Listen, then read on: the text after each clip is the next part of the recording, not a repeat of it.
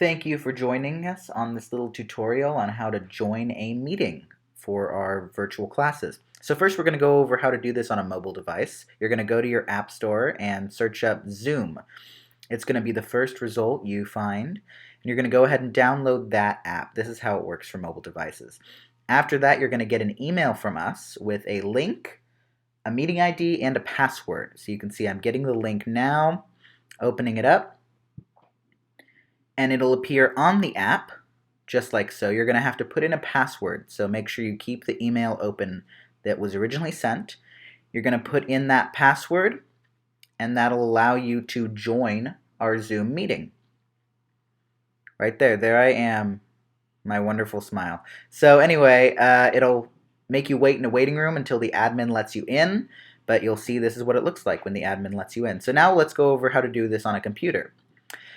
First, you're going to get the same email, but now you're going to get to go to a website.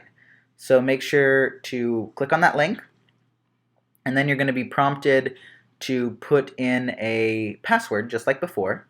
So again, make sure you have that window ready to put in that password. This person copy and pasted. And then that's it. So thank you for joining us.